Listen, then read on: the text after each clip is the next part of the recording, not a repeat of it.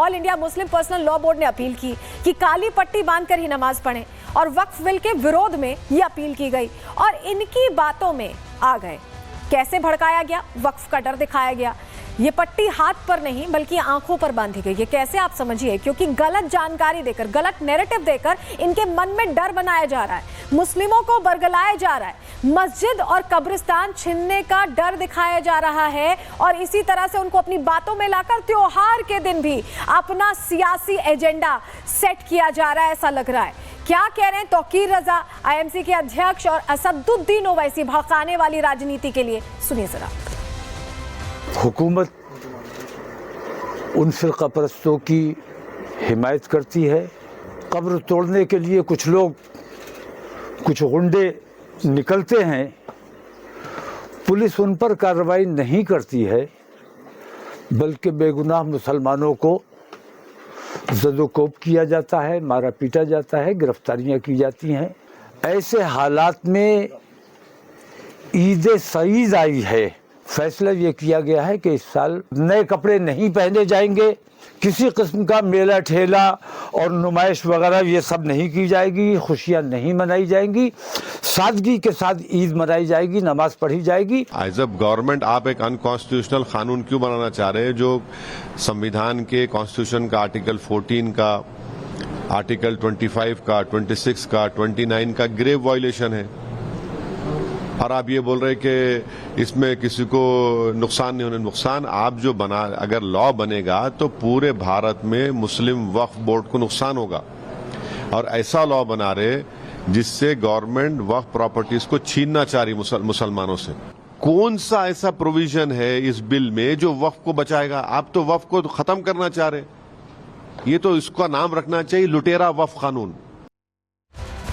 तौकीर रजा और असदुद्दीन ओवैसी को आपने सुना, ये कैसे भड़का रहे, कैसे एक अलग तरह का नैरेटिव वक्फ संशोधन बिल को लेकर तय कर रहे हैं और मन में भर रहे विशेष समुदाय की, ये समझ में आ रहा है। लेकिन ये कोशिश बहुत दिन से चल रही है। 17 मार्च को आपको याद होगा दिल्ली के जंतर मंतर पर प्रदर्शन हुआ और 17 मार्च को जब प्रदर्शन हुआ तो विपक्षी दलों के नेता वहां पहुंचे थे, उन्होंने आग में घी डालने का काम किया। ओवैसी भी प्रदर्शन में शामिल हुए थे, जो अपने आप को मुस्लिमों के सबसे बड़े हिमायती बताते हैं।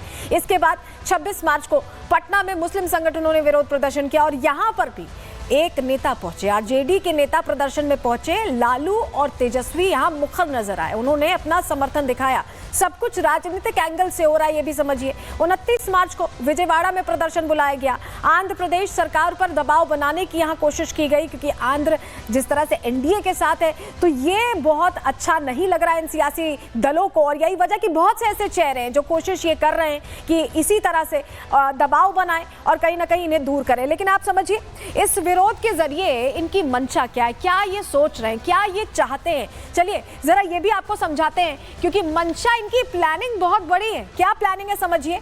केंद्र सरकार पर दरअसल ये दबाव बनाना चाहते हैं और इसीलिए इस प्लान पर ये एक तरह से पूरी तरह एक्टिव दिखाई दे रहे हैं। दिल्ली के जरिए इन्होंने यही किया। दिल्ली में जंतर मंतर पर जो प्रदर्शन हुआ 17 मार्च का, वो यही कोशिश थी कि केंद्र सरकार पर दबाव बनाया जाए। इसके बाद पटना में जो प्रदर्शन हुआ, पटना में ये दो चेहरे आप देख रहे हैं, नीतीश और चिराग पर दबाव बनाने की कोशिश थी, क्योंकि ये भी एनडीए के साथी हैं।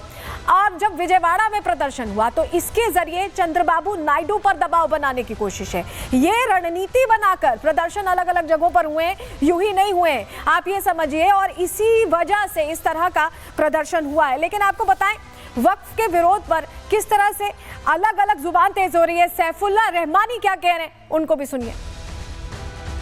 हम लोगों ने नीतीश कुमार जी और चंद्रबाबू नायडू जी से खासकर अपील की है कि आपको एक सेकुलर चेहरा समझा जाता है और आपको मुसलमान भी बड़ी तादाद में वोट देते हैं।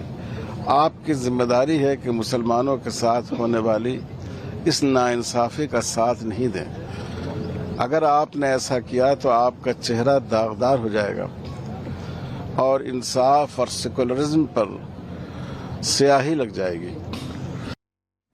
इस बीच केंद्रीय मंत्री किरण रिजिजू ने बिल्कुल क्लियर कर दिया है कि ये सिर्फ गुमराह करने की साजिश है, अपनी बातों में फंसाने की कोशिश है। सुनिए जरा। कुछ ग्रुप है, खास करके कुछ पॉलिटिकल पार्टीज के लोग और कुछ संगठन है, गिने चुने कुछ संगठन है, वो लोग समाज को गुमराह करने का कोशिश कर रहे हैं। ये देश संविधान से चलता है, कानून से चलता है, किसी का ज़मीन कैसे छीन सकता है? इस तरह का झूठे बातें करके लोगों को बरगलाने का काम करना ये तो ठीक नहीं है। हमारा हिंदुस्तान जैसे आज़ादी कहाँ मिलेगा? जो चाहे बोल सकते हैं। आखिर ये एजेंडा क्या इन पार्टियों की तरफ से, इंडी गठबंधन की तरफ से है? ये बहुत बड़ा सवाल है। क्यों हम कह रहे हैं ऐसा? समझिए, इंडी की नजर एनडीए गठबंधन पर है, जो सहयोगी हैं उन पर नजर है। नीतीश और नायडू गठबंधन के बड़े चेहरे के तौर पर और लगातार एनडीए के साथ हैं, लेकिन चिराग पासवान भी एनडीए को मजबूती दे रहे हैं और बिहार में चुनाव है। ऐसे में इसी साल चुनाव होने हैं, इसलिए दबाव की ये रणनीति अपनाई जा रही है और इंडी वक्फ के जरिए सियासी चाल चलने की कोशिश कर रहा है, क्योंकि वक्फ संशोधन बिल टेबल होने वाला है। All India Muslim personal law board को नीतीश और नायडू के खिलाफ इसीलिए उतारा गया और यही वजह है कि बड़े पैमाने पर आज ईद की नमाज अदा करने के लिए जो नमाजी हैं वो काली पट्टी बांधकर पहुंचे। नहीं तो आप सोचिए, कोई त्योहार हो उसको सियासी तौर पर या विरोध प्रदर्शन की बलि तो नहीं चढ़ाता है कोई भी। हर कोई त्योहार मनाना चाहता है, जश्न मनाना चाहता है, लेकिन उस जश्न को अलग रंग से यहाँ पर दिखाया भी जा रहा है, इसलिए क्योंकि उन्हें बरगलाया गया है, उन्हें फंसाया गया है। बिहार में इसका आफ्टर इफेक्ट क्या हो सकता है? बिहार को लेकर खास रणनीति क्यों बन रही है ये भी समझिए आप, क्योंकि बिहार में चुनावी माहौल गर्म हो रहा है। चुनावी गर्मी में सियासी रोटी से की जा रही है। आरजेडी ने वक्फ संशोधन बिल का विरोध किया, कांग्रेस बिहार में सियासी जमीन मजबूत करने में जुटी हुई है। वहीं यहाँ पर एआईएमआईएम ने पिछले चुनावों में बिहार में सीटें जीती थी। ऐसे में उम्मीद असदुद्दीन ओवैसी साहब को भी है। विपक्ष मुस्लिम वोट साधने की कोशिश में जुटा हुआ है। All India Muslim personal law board के जरिए नीतीश और चिराग को घेरने की कोशिश इसलिए हो रही है जिससे कि वो फंस जाएं। और क्या ऐसा हो पाएगा जिसके जरिए उनको चुनावी फायदा मिल पाएगा? मेन जो एजेंडा है वो सीधे सीधे यहाँ पर सियासी रण में उतरने से पहले अपने पूरे जाल को बिछाने का है, जो वोट बैंक है उसे साधने का है। और यही वजह है कि ईद जैसे भाईचारे के त्योहार पर, जश्न के त्योहार पर, ईदी वाले त्योहार पर इनकी नजर वोट बैंक वाली ईदी पर है। All India Muslim personal law board ने अपील की कि काली पट्टी बांधकर ही नमाज पढ़ें और वक्फ बिल के विरोध में ये अपील की गई और इनकी बातों में आ गए। कैसे भड़काया गया? वक्फ का डर दिखाया गया। ये पट्टी हाथ पर नहीं बल्कि आंखों पर बांधी गई। ये कैसे? आप समझिए, क्योंकि गलत जानकारी देकर, गलत नैरेटिव देकर इनके मन में डर बनाया जा रहा है, मुस्लिमों को बरगलाया जा रहा है, मस्जिद और कब्रिस्तान छीनने का डर दिखाया जा रहा है और इसी तरह से उनको अपनी बातों में लाकर त्योहार के दिन भी अपना सियासी एजेंडा सेट किया जा रहा है, ऐसा लग रहा है। क्या कह रहे हैं तौकीर रजा, आईएमसी के अध्यक्ष, और असदुद्दीन ओवैसी भड़काने वाली राजनीति के लिए? सुनिए जरा। हुकूमत उन फिरका परस्तों की हिमायत करती है। कब्र तोड़ने के लिए कुछ लोग, कुछ गुंडे निकलते हैं, पुलिस उन पर कार्रवाई नहीं करती है, बल्कि बेगुनाह मुसलमानों को ज़दोकोब किया जाता है, मारा पीटा जाता है, गिरफ्तारियां की जाती हैं। ऐसे हालात में ईद सईद आई है। फैसला ये किया गया है कि इस साल नए कपड़े नहीं पहने जाएंगे, किसी किस्म का मेला ठेला और नुमाइश वगैरह ये सब नहीं की जाएगी, खुशियां नहीं मनाई जाएंगी, सादगी के साथ ईद मनाई जाएगी, नमाज पढ़ी जाएगी। एज अ गवर्नमेंट आप एक अनकॉन्स्टिट्यूशनल कानून क्यों बनाना चाह रहे हैं जो संविधान के कॉन्स्टिट्यूशन का आर्टिकल 14 का, आर्टिकल 25 का, 26 का, 29 का ग्रेव वायलेशन है? और आप ये बोल रहे हैं कि इसमें किसी को नुकसान नहीं होने। नुकसान आप जो बना, अगर लॉ बनेगा तो पूरे भारत में मुस्लिम वक्फ बोर्ड को नुकसान होगा। और ऐसा लॉ बना रहे जिससे गवर्नमेंट वक्फ प्रॉपर्टीज को छीनना चाह रही मुसलमानों से। कौन सा ऐसा प्रोविजन है इस बिल में जो वक्फ को बचाएगा? आप तो वक्फ को खत्म करना चाह रहे। ये तो इसका नाम रखना चाहिए लुटेरा वक्फ कानून। तौकीर रजा और असदुद्दीन ओवैसी को आपने सुना, ये कैसे भड़का रहे, कैसे एक अलग तरह का नैरेटिव वक्फ संशोधन बिल को लेकर तय कर रहे हैं और मन में भर रहे विशेष समुदाय की, ये समझ में आ रहा है। लेकिन ये कोशिश बहुत दिन से चल रही है। 17 मार्च को आपको याद होगा दिल्ली के जंतर मंतर पर प्रदर्शन हुआ और 17 मार्च को जब प्रदर्शन हुआ तो विपक्षी दलों के नेता वहां पहुंचे थे, उन्होंने आग में घी डालने का काम किया। ओवैसी भी प्रदर्शन में शामिल हुए थे, जो अपने आप को मुस्लिमों के सबसे बड़े हिमायती बताते हैं। इसके बाद 26 मार्च को पटना में मुस्लिम संगठनों ने विरोध प्रदर्शन किया और यहां पर भी एक नेता पहुंचे, आरजेडी के नेता प्रदर्शन में पहुंचे। लालू और तेजस्वी यहां मुखर नजर आए, उन्होंने अपना समर्थन दिखाया।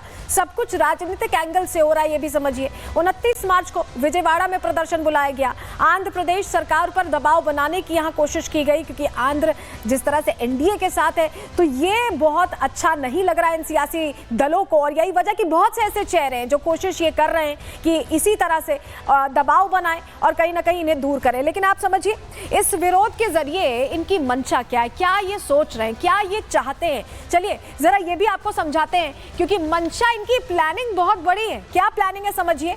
केंद्र सरकार पर दरअसल ये दबाव बनाना चाहते हैं और इसीलिए इस प्लान पर ये एक तरह से पूरी तरह एक्टिव दिखाई दे रहे हैं। दिल्ली के जरिए इन्होंने यही किया। दिल्ली में जंतर मंतर पर जो प्रदर्शन हुआ 17 मार्च का, वो यही कोशिश थी कि केंद्र सरकार पर दबाव बनाया जाए। इसके बाद पटना में जो प्रदर्शन हुआ, पटना में ये दो चेहरे आप देख रहे हैं, नीतीश और चिराग पर दबाव बनाने की कोशिश थी, क्योंकि ये भी एनडीए के साथी हैं। और जब विजयवाड़ा में प्रदर्शन हुआ तो इसके जरिए चंद्रबाबू नायडू पर दबाव बनाने की कोशिश है। ये रणनीति बनाकर प्रदर्शन अलग अलग जगहों पर हुए, यूं ही नहीं हुए, आप ये समझिए। और इसी वजह से इस तरह का प्रदर्शन हुआ है। लेकिन आपको बताएं वक्फ के विरोध पर किस तरह से अलग अलग जुबान तेज हो रही है। सैफुल्लाह रहमानी क्या कह रहे हैं, उनको भी सुनिए। हम लोगों ने नीतीश कुमार जी और चंद्रबाबू नायडू जी से खासकर अपील की है कि आपको एक सेकुलर चेहरा समझा जाता है और आपको मुसलमान भी बड़ी तादाद में वोट देते हैं। आपकी जिम्मेदारी है कि मुसलमानों के साथ होने वाली इस नाइंसाफी का साथ नहीं दें। अगर आपने ऐसा किया तो आपका चेहरा दागदार हो जाएगा और इंसाफ और सेकुलरिज्म पर स्याही लग जाएगी। इस बीच केंद्रीय मंत्री किरण रिजिजू ने बिल्कुल क्लियर कर दिया है कि ये सिर्फ गुमराह करने की साजिश है, अपनी बातों में फंसाने की कोशिश है। सुनिए जरा। कुछ ग्रुप है, खास करके कुछ पॉलिटिकल पार्टीज के लोग और कुछ संगठन है, गिने चुने कुछ संगठन है, वो लोग समाज को गुमराह करने का कोशिश कर रहे हैं। ये देश संविधान से चलता है, कानून से चलता है, किसी का जमीन कैसे छीन सकता है। इस तरह का झूठे बातें करके लोगों को बरगलाने का काम करना ये तो ठीक नहीं है। हमारा हिंदुस्तान जैसे आज़ादी कहाँ मिलेगा, जो चाहे बोल सकते हैं। आखिर ये एजेंडा क्या इन पार्टियों की तरफ से, इंडी गठबंधन की तरफ से है, ये बहुत बड़ा सवाल है। क्यों हम कह रहे हैं ऐसा समझिए। इंडी की नजर एनडीए गठबंधन पर है, जो सहयोगी हैं उन पर नजर है। नीतीश और नायडू गठबंधन के बड़े चेहरे के तौर पर और लगातार एनडीए के साथ हैं। लेकिन चिराग पासवान भी एनडीए को मजबूती दे रहे हैं और बिहार में चुनाव है। ऐसे में इसी साल चुनाव होने हैं, इसलिए दबाव की ये रणनीति अपनाई जा रही है और इंडी वक्फ के जरिए सियासी चाल चलने की कोशिश कर रहा है, क्योंकि वक्फ संशोधन बिल टेबल होने वाला है। All India Muslim personal law board को नीतीश और नायडू के खिलाफ इसीलिए उतारा गया और यही वजह है कि बड़े पैमाने पर आज ईद की नमाज अदा करने के लिए जो नमाजी हैं वो काली पट्टी बांधकर पहुंचे। नहीं तो आप सोचिए कोई त्योहार हो, उसको सियासी तौर पर या विरोध प्रदर्शन की बलि तो नहीं चढ़ाता है कोई भी। हर कोई त्योहार मनाना चाहता है, जश्न मनाना चाहता है, लेकिन उस जश्न को अलग रंग से यहाँ पर दिखाया भी जा रहा है, इसलिए क्योंकि उन्हें बरगलाया गया है, उन्हें फंसाया गया है। बिहार में इसका आफ्टर इफेक्ट क्या हो सकता है, बिहार को लेकर खास रणनीति क्यों बन रही है, ये भी समझिए आप। क्योंकि बिहार में चुनावी माहौल गर्म हो रहा है। चुनावी गर्मी में सियासी रोटी से की जा रही है। आरजेडी ने वक्फ संशोधन बिल का विरोध किया। कांग्रेस बिहार में सियासी जमीन मजबूत करने में जुटी हुई है। वहीं यहाँ पर एआईएमआईएम ने पिछले चुनावों में बिहार में सीटें जीती थी। ऐसे में उम्मीद असदुद्दीन ओवैसी साहब को भी है। विपक्ष मुस्लिम वोट साधने की कोशिश में जुटा हुआ है। All India Muslim personal law board के जरिए नीतीश और चिराग को घेरने की कोशिश इसलिए हो रही है जिससे कि वो फंस जाएं। और क्या ऐसा हो पाएगा जिसके जरिए उनको चुनावी फायदा मिल पाएगा? मेन जो एजेंडा है वो सीधे सीधे यहाँ पर सियासी रण में उतरने से पहले अपने पूरे जाल को बिछाने का है, जो वोट बैंक है उसे साधने का है। और यही वजह है कि ईद जैसे भाईचारे के त्योहार पर, जश्न के त्योहार पर, ईदी वाले त्योहार पर इनकी नजर वोट बैंक वाली ईदी पर है।